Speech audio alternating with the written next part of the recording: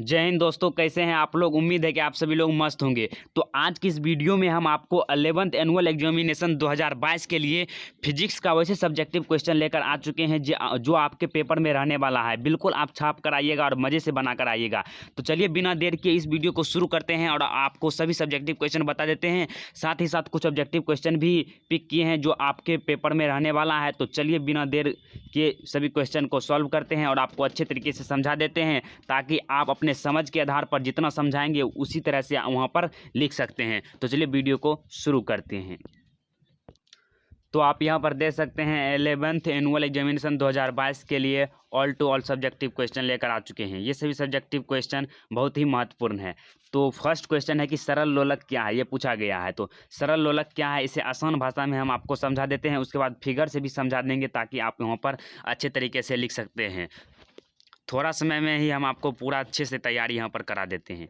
देखिए, यदि किसी छोटे और भारी कण को किसी भारहीन अथवा या तथा अवितन्य धागे से इस प्रकार किसी दृढ़ स्तंभ से लटकाया जाए कि पिंड ऊर्ध्वाधर तल में डोलन करने के लिए स्वतंत्र हो, तो ऐसी अवस्था को सरल लोलक कहते हैं। देखिए, छोटे डोलनों के लिए इसकी गति सरल आवर्त गति होती है। देखिए, इसे किस तरह से समझिएगा। मान लीजिए कोई आपके पास पत्थर है या कोई छोटा सा वस्तु है जिसमें थोड़ा सा भार है, उसको आप किसी सतह से यहाँ पर मान लीजिए लटका दिए हैं। लटका देने के पश्चात आप ये जो है ना डोलन करने लगता है, इधर जाएगा फिर इधर से इधर जाएगा। तो इधर उधर जो डोलन करता है इसी अवस्था को है जो सरल लोलक कहा जाता है। इस तरह से ओ बिंदु से ए पर जाता है, ए से फिर बी पर जाता है, ए बी, इस तरह से ये जो है ना ऐसे डोलन करते रहता है। तो इसी अवस्था को लोलक कहा गया है कि जब किसी छोटे या वस्तु को किसी सतह से लटकाया जाता है तो वह ऊर्ध्वाधर तल में डोलन करने लगता है, जिसे सरल लोलक कहा जाता है। और जाके जब छोटे डोलनों के लिए इसकी गति जब होगी तो वह सरल आवर्त गति कहलाएगा। और ये टी बराबर होता है 2π√L/g सेकेंड। ये होता है सरल लोलक इक्वल टू। दूसरा क्वेश्चन है कि मात्रकों का अंतर्राष्ट्रीय प्रणाली क्या है। ये भी क्वेश्चन बउआ वाला क्वेश्चन है, इसे आप आराम से बना दीजिएगा।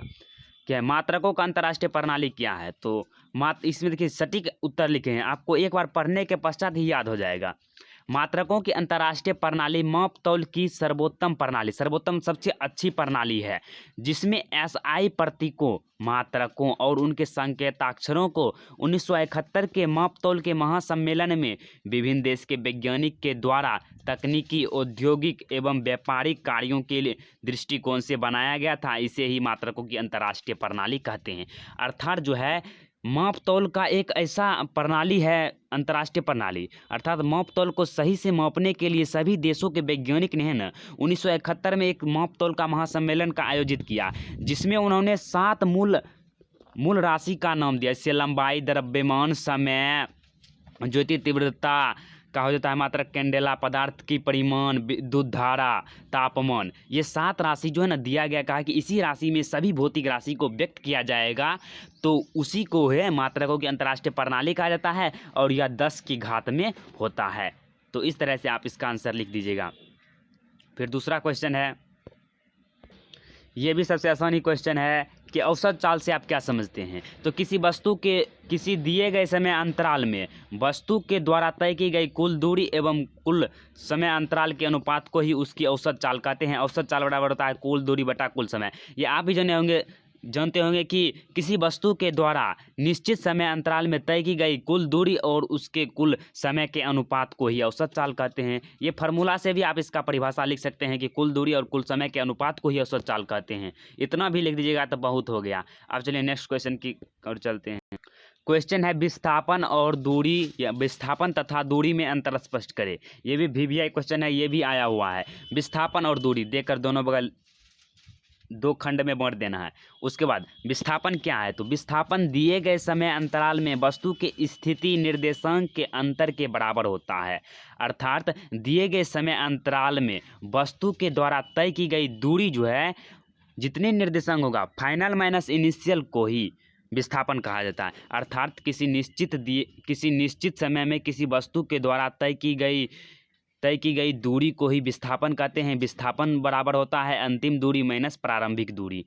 और जो है ना दूरी होता है दूरी दिए गए समय अंतराल में वस्तु द्वारा तय की गई पथ की लंबाई होती है। ये है ना किसी वस्तु के द्वारा तय की गई पथ की लंबाई को दूरी कहते हैं एवं किसी वस्तु के द्वारा निश्चित समय में तय की गई दूरी के अंतर को विस्थापन कहते हैं। जैसे इस तरह से समझ सकते हैं विस्थापन। देखिए यहाँ से तक में यहाँ में है 2 मीटर की दूरी, ये 2 मीटर की दूरी है। कहेगा इसका विस्थापन कितना होगा, तो इसका विस्थापन भी 2 ही मीटर होगा। लेकिन अगर इस तरह के कोई वक्र पथ है, कहेगा इसका जो है ना दूरी 50 मीटर है, तो कहेगा इसका विस्थापन क्या होगा। तो यहाँ पर ही अगर 10 मीटर है, यहाँ पर 10 मीटर है और यहाँ पर 20 मीटर है, तो दूरी यहाँ पर है, तो इसके बीच को है ना 20 - 10 कीजिएगा तो ऐसे देखिए 20 - 10 कीजिए, दोनों बीच के अंतिम दूरी और माइनस प्रारंभिक दूरी जो है ना वह विस्थापन होगा। तो विस्थापन जो है वह दूरी से बहुत ही कम होता है। तो यहाँ पर ही विस्थापन जो है ना बहुत कम होगा। और 50 मीटर जो है ना इसका कुल दूरी है।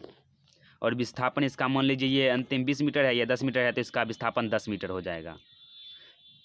फिर है विस्थापन, यह एक सदिश राशि है। विस्थापन एक सदिश राशि है लेकिन दूरी एक अदिश राशि है। यह धनात्मक, ऋणात्मक तथा शून्य तीनों हो सकता है। जो भी सदिश राशि होगा ना वह धनात्मक, ऋणात्मक तथा शून्य तीनों हो सकता है। और यह सदैव धनात्मक होती है कि दूरी धनात्मक। आप किसी के सुने हैं मुँह से कि -15 किलोमीटर दूर, नहीं ना, माइनस में होता ही नहीं है दूरी। फिर उसके बाद है यह वस्तु के पथ की आकृति पर निर्भर नहीं करता है। यह वस्तु के पथ की आकृति पर निर्भर करता है। इसका परिमाण दूरी के बराबर या उससे छोटा होता है, लेकिन विस्थापन के परिमाण के बराबर उससे या अधिक होता है दूरी। विस्थापन हमेशा दूरी से छोटा होगा। नेक्स्ट क्वेश्चन है चाल, वेग तथा चाल में अंतर स्पष्ट करें। यह भी क्वेश्चन,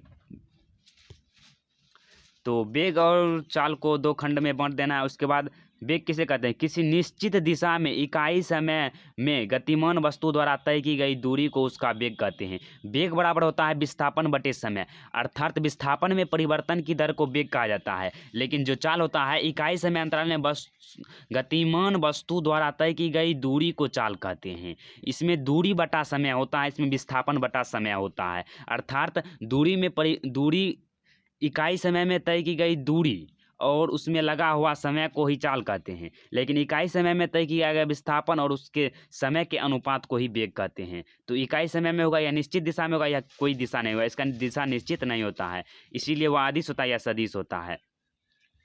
तो वेग एक प्रकार से सदिश राशि है और यह एक अदिश राशि है। जो सदिश होगा वह धनात्मक, ऋणात्मक तथा शून्य तीनों होगा, और जो सिर्फ अदिश होगा वह सिर्फ धनात्मक होगा। तो इस तरह से इसका अंतर लिख देना है। उसके बाद यहाँ पर कुछ भौतिक राशि है और उसका बीमीय सूत्र है। ये भी बहुत सारे ऑब्जेक्टिव क्वेश्चन पूछे गए हैं, कम से कम 5-7 ऑब्जेक्टिव बीमीय सूत्र से रहते हैं। तो आपको कुछ 10 ही बताएंगे इसमें जिसको आपको याद करना है। या पहले अगर आप वीडियो मेरा देखे होंगे तो हम बताए हैं कि बीमा कैसे निकालते हैं, फिर भी कोई बात नहीं, आप इस वीडियो में देखकर समझ सकते हैं। देखिए बल का बीमा होगा mL/-2, कार्य का बीमा होगा mL² T/-2 और बल आघूर्ण का होगा mL² T/-2। देखिए कार्य और बल आघूर्ण का बीमा समान होता है, इसमें बहुत सारे का समान भी होगा। दाब और प्रत्यास्थता गुणांक का बीमा क्या होगा, ये भी पूछा गया है, mL/-1 T/-2। दाब का बीमा क्या होगा, mL/-1 T/-2। पृष्ठ तनाव का mL/-2। और फिर है कोणीय संवेग, कोणीय संवेग का बीमा होता है, कोणीय संवेग का बीमा क्या हो जाएगा, तो mL² T/-1। फिर गुरुत्वाकर्षण नियतांक का m⁻⁻1 L³ - T/-2, m⁻⁻1 L3 T/-2 गुरुत्वाकर्षण नियतांक का बीमा होता है। उसके बाद है प्लैंक नियतांक, प्लैंक नियतांक का बीमा होता है mL² T/-1। उसके बाद बोल्ट्जमैन नियतांक का बीमा क्या होगा, तो mL² T/-2 के/-1। तो नियतांक इसमें केल्विन आ जाता है, याद रखना है। उसके बाद ऊष्माधारिता का भी यही होता है जो बोल्ट्जमैन नियतांक का बीमीय सूत्र होता है, तो mL² T/-2 के/-1। तो ये थे कुछ बीमीय सूत्र जिसे आपने अच्छे तरीके से याद कर लेना है, ये सभी पूछे जाएंगे। चलिए अब नेक्स्ट क्वेश्चन की ओर चलते हैं। और यहाँ पर 4 से लेकर 10 तक क्वेश्चन हम आपके लिए टाइप कर लिए हैं। इसका आंसर हम आपको यहीं पर बोल देते हैं, आपको सुन लेना है सिर्फ, और याद भी करा देंगे यहीं पर। देख लीजिए, अदिश एवं सदिश राशि को परिभाषित करें। अदिश राशि क्या है, सदिश राशि क्या है, तो याद रखना है आपको। अदिश राशि वैसा राशि जिसमें सिर्फ परिमाण होता है, संभवतः दिशा न हो, तो उसे अदिश राशि कहते हैं।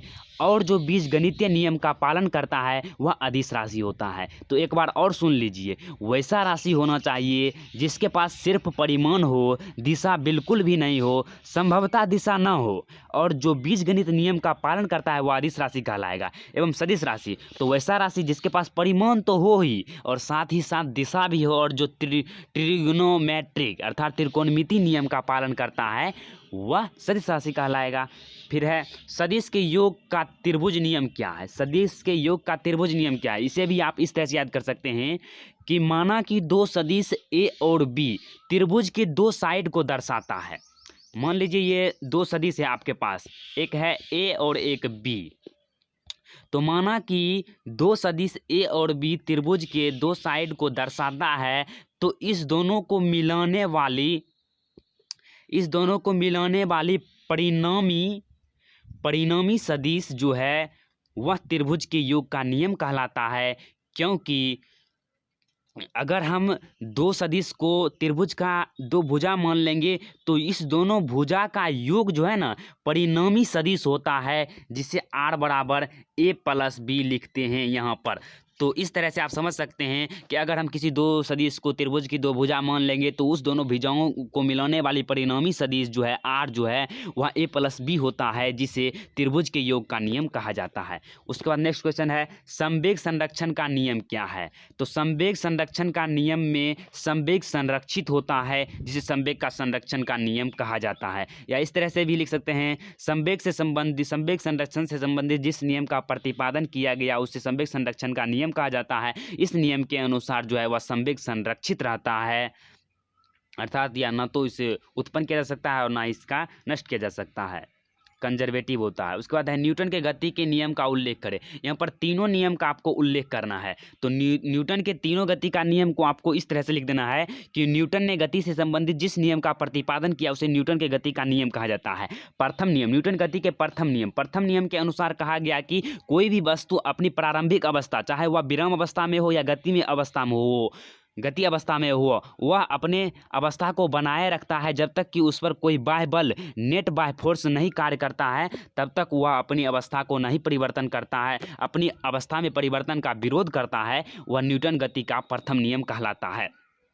और इस नियम के द्वारा जो है ना त्वरण एवं द्रव्यमान को परिभाषित किया गया था, उसे ही न्यूटन गति का प्रथम नियम कहा जाता है, जिसमें कोई भी वस्तु वह रेस्ट में हो या मोशन में हो, वह अपनी अवस्था को बनाए रखेगा जब तक कि उस पर बाह्य बल कार्य न करे, तो उसी को न्यूटन गति के प्रथम नियम कहते हैं। न्यूटन गति का द्वितीय नियम, तो द्वितीय नियम में क्या कहा गया, तो न्यूटन की गति के द्वितीय नियम में कहा गया कि संवेग में परिवर्तन की दर, संवेग क्या होता है, p बराबर होता है mv, द्रव्यमान और वेग का गुणनफल होता है संवेग। तो कहा गया कि किसी वस्तु के संवेग में परिवर्तन की दर इस पर लगे फोर्स बल के अनुक्रमानुपाती होता है, और यह जो है घटना संवेग की या बल की दिशा में होता है, जिसे न्यूटन गति के द्वितीय नियम कहा गया। उसके बाद था न्यूटन गति के तृतीय नियम। तो तृतीय नियम के अनुसार कहा गया कि कोई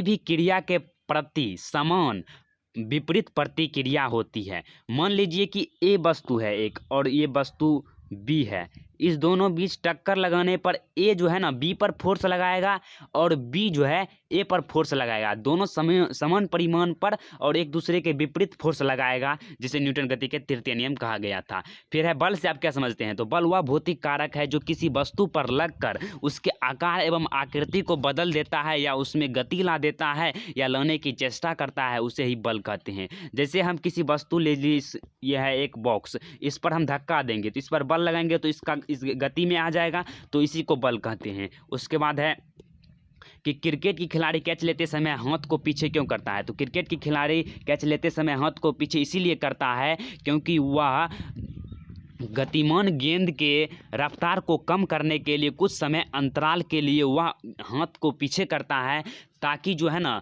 बल आवेग कम हो जाए और उस व्यक्ति को गेंद से चोट लगने की संभावना जो है ना बहुत कम हो जाए, चोट कम लगे, जिस कारण से वह व्यक्ति क्रिकेट खिलाड़ी जो है ना गेंद को कैच लेते समय हाथ को पीछे करता है या पीछे लेकर कैच लेता है। उसके बाद है बल आघूर्ण क्या है, तो बल आघूर्ण क्या है, तो बल आघूर्ण, किसी भी बल के द्वारा, किसी दिए गए बल के द्वारा अगर किसी वस्तु को अक्षीय दिशा के परितः, देखिए इस मान लीजिए ये वस्तु है, इस पर कोई बल कार्य किया तो यह अक्षीय दिशा के परितः अगर घूमने लगेगा तो इसी घूमने के प्रभाव को बल आघूर्ण कहते हैं।